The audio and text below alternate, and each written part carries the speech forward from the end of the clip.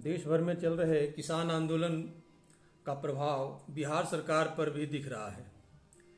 पिछले दिनों 13 फरवरी को माननीय मुख्यमंत्री जी ने कहा है कि बिहार के जितने इच्छुक किसान हैं उनसे धान की खरीद की जाए।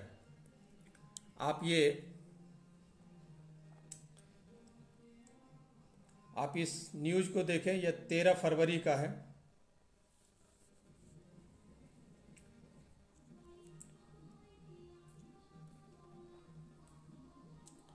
ये 13 फरवरी की न्यूज़ है।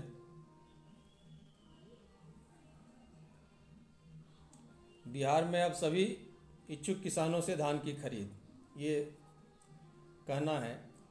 और ये दो न्यूज़ और है, इसे भी आप देख लें। जो हमने सरकार से हमारी मांग थी 4 दिसंबर को,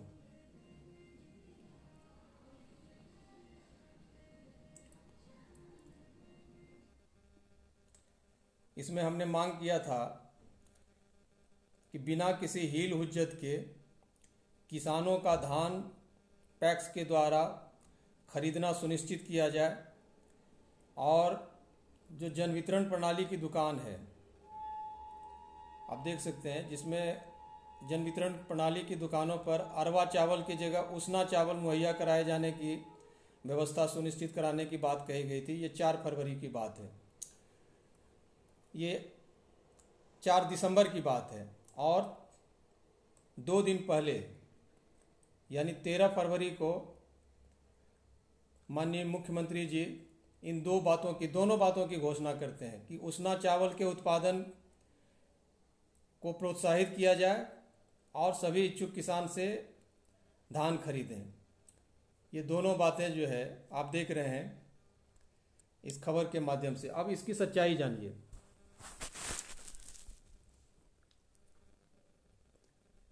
नवंबर में धान की कटाई हो जाती है और जो ज़रूरतमंद किसान है उसी समय से खलिहान पर से ही अपना धान बेचना शुरू कर देते हैं। और प्रायः जो है किसानों ने अपना धान बेच भी लिया है।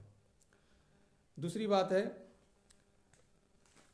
उसना चावल देने की, तो उसकी हम तारीफ करते हैं अगर सरकार ने इस पर ध्यान दिया है।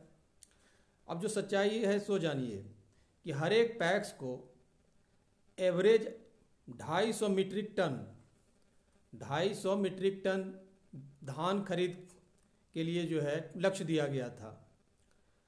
लक्ष्य था 250 मीट्रिक टन और उसमें जो आवंटन किया गया था वो था 60%, मात्र इसका 60%, इस खरीद का 60% जो कैश क्रेडिट दिया जाता है पैक्स को, जो सब एडवांस में जो पैसा दिया जाता है वो 60% ही दिया गया था। अगर पूरा जोड़ लिया जाए पूरे प्रखंड में तो 5400 मीट्रिक टन धान की खरीद के लिए सरकार ने जो है आदेश दिया था, जबकि उसके लिए पैसा मात्र 60% ही दिया गया था। अब मान लिया जाए 60% की जगह 100% पैक्सों को मिल भी जाता है, तब भी 5400 मीट्रिक टन पूरे प्रखंड में खरीद की बात हुई थी। जबकि कम से कम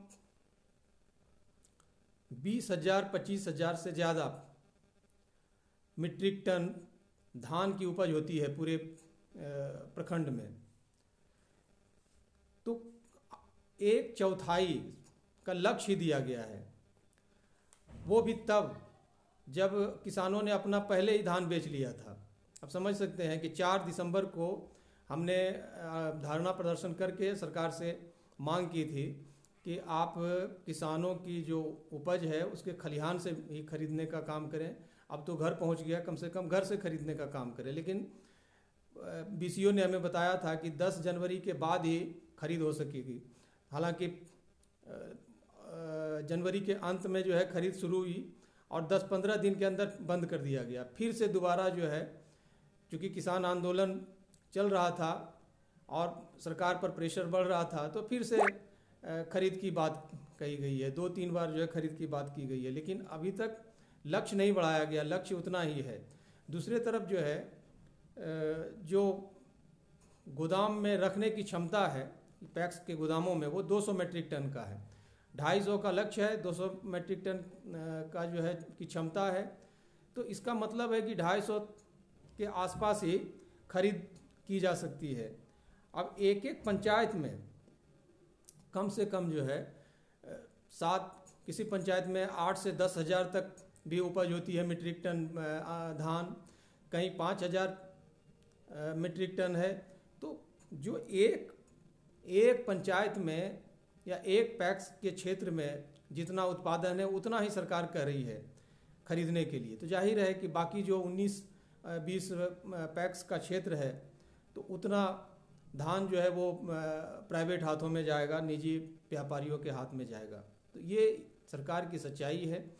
अब यह दूसरी सच्चाई यह है जो केंद्र सरकार कर रही है कि सरकारी मंडी के बगल में जब प्राइवेट मंडी खुलेगी तो वहाँ धान की कीमत अच्छी मिलेगी। बिहार में यही हुआ है, सरकारी मंडी में 18 रुपया 68 पैसा दिया जा रहा है और प्राइवेट मंडियों में जो है या प्राइवेट जो खरीदार हैं वो 12 रुपये 10 से 12 रुपये तक में खरीद रहे हैं। ये खुलेआम पूरे बिहार में हो रहा है। तो आप समझ सकते हैं कि केंद्र सरकार ने जो कानून लाया है उससे किसानों का किस तरह से सरकार भला करेगी। क्योंकि 2006 में ही यहाँ APMC एक्ट ख़त्म हो गया और यही कारण है कि अनाउंस करके जो छोटे व्यापारी हैं वो धान की खरीद कर रहे हैं। जबकि पंजाब में आज भी जो कानून है, अगर कोई 18 रुपया 68 पैसा से धान कम में खरीद करता है तो उसे जो है सज़ा मिलेगी, उसे कैद की भी सज़ा होगी और जुर्माना भी देना पड़ेगा। तो उस कानून को जो है केंद्र सरकार खत्म करना चाहती है, जिसके विरोध में देश भर के किसान जो है आंदोलनरत हैं।